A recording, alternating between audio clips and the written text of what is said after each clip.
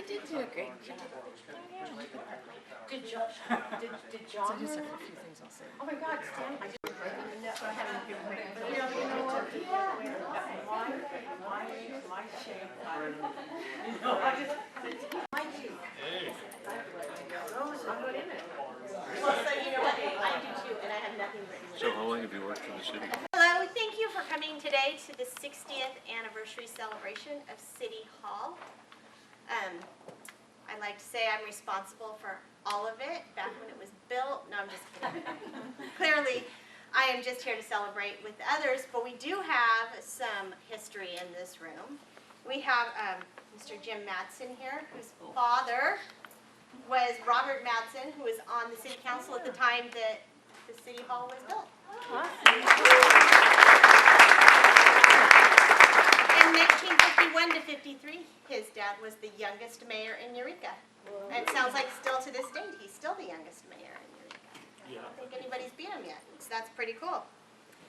So we're here to show off a building that has been very well loved and very well lived in. So it's not shiny and new.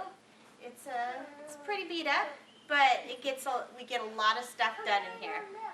And even though it's really old, how many of you guys came up by way of elevator? Did any? Yeah. Yeah. I avoid that. I didn't because it was so slow and it had just left to go up. Oh, see. Well, fortunately, we have those fabulous murals in the stairway. So not only do you get to climb the stairs and get a little exercise, you get a little artistic experience as well. But Pam brought in a quote that I think is especially appropriate. This is from when the building first opened. So as slow as the elevator is today, here is a quote that says, "In the course of the day, nearly everyone tested the elevator, which is silent, self-operating, and not to be rushed. Pressing a button twice makes no impression on the mechanism after the first touch, so it doesn't help. Yelling at it also does no good." And Administrative Assistant Bartels said that he heard several officials swear at it, but they got no faster lift. So after 60 years, it's still hanging in there. But that is the extent of my knowledge of this building in terms of history. So I'm going to invite Miles Slattery, our Community Services Director, to come up and impart his vast knowledge. Not vast. Vast. All of your knowledge is vast. I know. Hello, everybody. Hi, Miles. Hi, Hi, how are you? So history of the building, obviously it's been around for 60 years. We talked about the elevator. There's a lot of other areas in this building that have a lot of deferred maintenance. We have done a lot of work in the past decade or so to kind of upgrade and kind of keep it up so that it doesn't completely fall apart. In 2005, there was the renovation downstairs that put up new walls and put in HVAC system downstairs as well as air conditioning up here. This is one of only 2 buildings that the city owns that have air conditioning, the other one being EPD.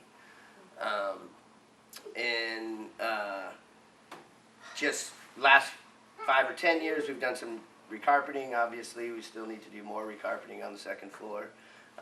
We're looking at hopefully getting some funds in order to do some more upgrades. We did the roof, which was leaking and had a lot of problems for years in 2014, we did the roof. Right now, there's still a lot of deferred maintenance. Obviously, the elevator is a big issue. We've looked at it multiple times and trying to get it replaced. We got a quote this year to get that replaced, and it's to the tune of $500,000. So that's going to be expensive. Still works though, which is nice. Miles, John said there's a counter up on the roof for the elevator, and it's how many times? Over 2 million times. It's gone up and down. Yeah. Wow. And it's gone through a lot of fixes. I'm sure somebody in this room has been stuck in that elevator. I know the fire department's been in the elevator multiple times. Take care of it. And then the other big issue that we have for the building currently now is the windows. They're extremely inefficient. They need to be replaced, and that's approximately $1 million to replace the windows in this building. But like the mayor said, we do get a lot of work done in here. Most of our departments are in here. It has a lot of capacity, but definitely is in need of some TLC. So hopefully, over the next couple of years, we'll be able to get some funding to fix some of these issues that we have here. Thanks to John Adams and the work he's done over the past 24 years.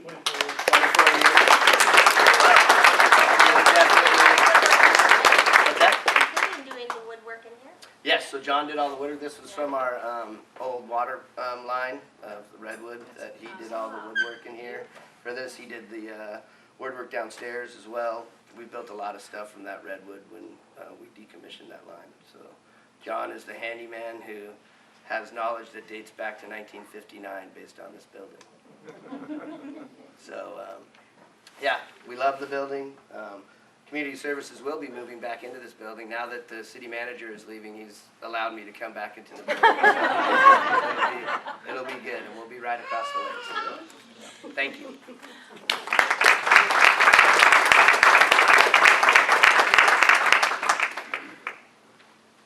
Who's next? Oh, I also wanted to do a special thanks to Milton Fledgley. How do I say your last name? Begley. Begley, thank you. I keep forgetting that. Anyway, Milton and I put out a call for pictures and photos for City Hall, and he immediately responded with a whole thumb drive with great articles and photos that I could use, and he's quite a historian, and I really appreciated your help.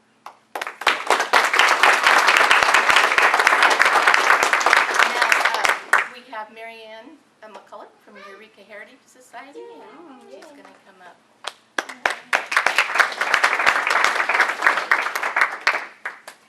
So I want to thank you for inviting the Eureka Heritage Society to be part of this celebration.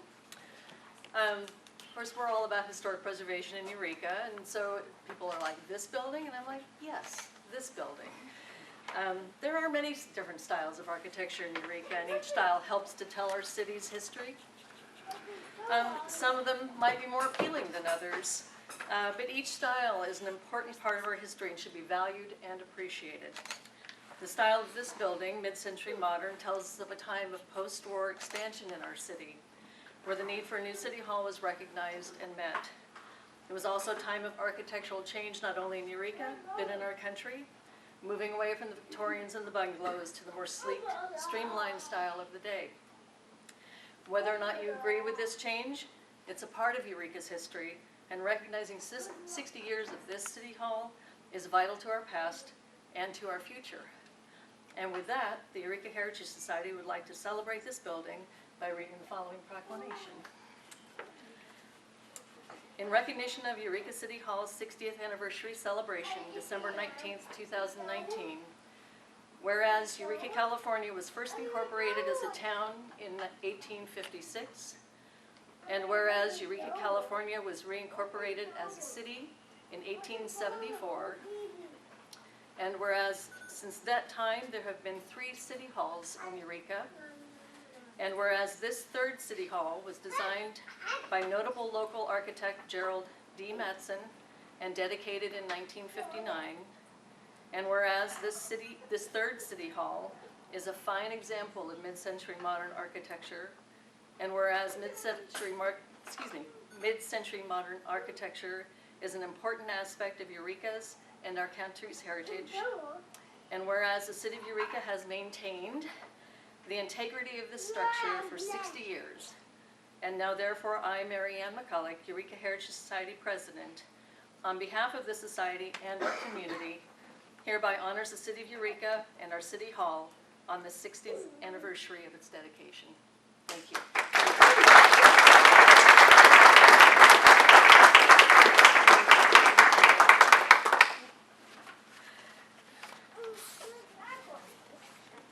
Want to do a picture? Or photo op. Yes. Oh, let me put this down. Something up there. Oh, there we go.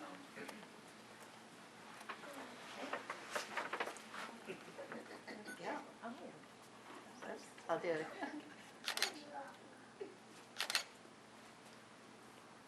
Thank you.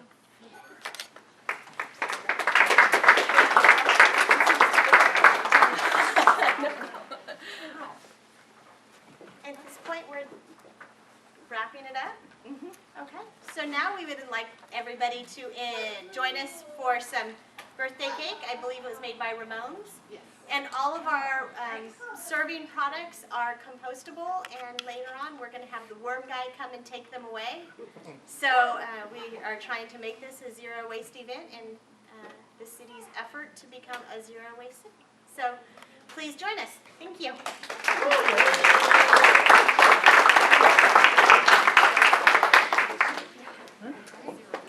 Jim. So we